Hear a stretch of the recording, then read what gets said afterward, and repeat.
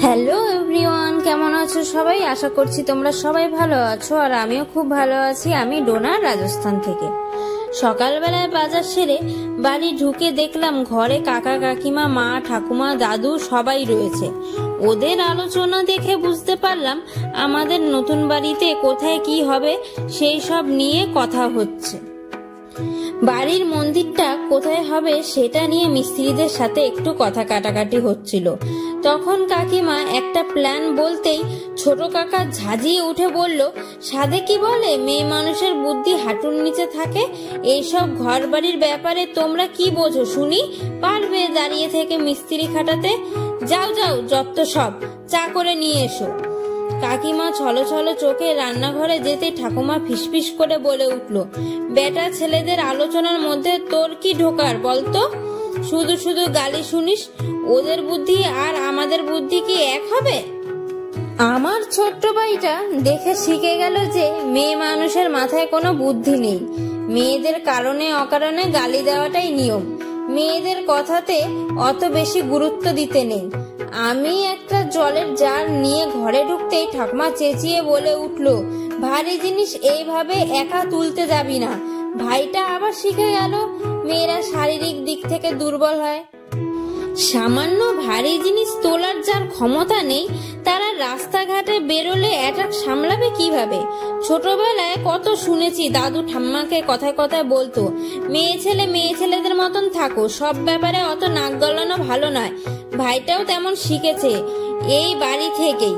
Office, college, রাস্তাঘাট, train, বাসে হরদম বলতে শুনি, অমুক মালটা দেখেছিস?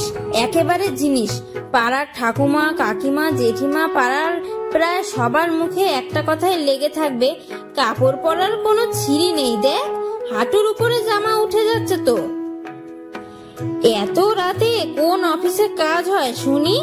অত সেজে গুজে রোজ কোথায় যায় কে জানে?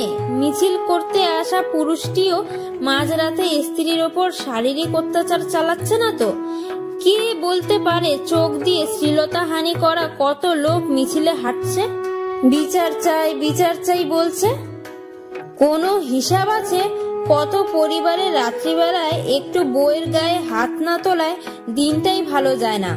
সমাজ প্রথম থেকে শিখিয়ে আসে, মেয়ে তোমার নির্দিষ্ট কোনো গোত্র নেই, মেয়ে তোমার নিজস্ব কোনো পরিচয় নেই, তুমি দুর্বল, তোমার কোনো বুদ্ধি নেই।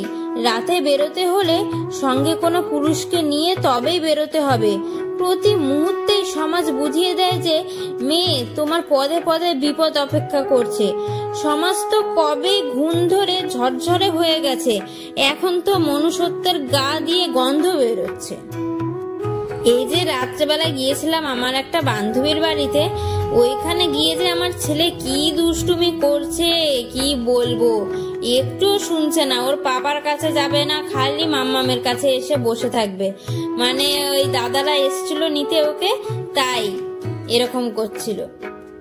বন্ধুরা, আমার ভিডিও যদি ভালো লেগে থাকে তাহলে লাইক, শেয়ার, কমেন্ট অবশ্যই করো, আর আমার পাশে থেকো। আমিও তোমাদের পাশে থাকবো। দেখো এখন বাড়ি যাওয়ার সময় হয়ে গেছে, এখন বাড়িতে গিয়ে ওকে খাইয়ে তারপরে ঘুম পাড়াবো। ছেলেটা না দিন দিন খুব দুষ্টুমি করছে, কি বলবো। আমি না একা একা আর পারছি না, আমার ধৈর্য হারিয়ে গেছে। ও কারুর কোলে যেতে চায় না, এক মাম্মাম না হয় পাপা, আর কারুর কোলে যাবে না।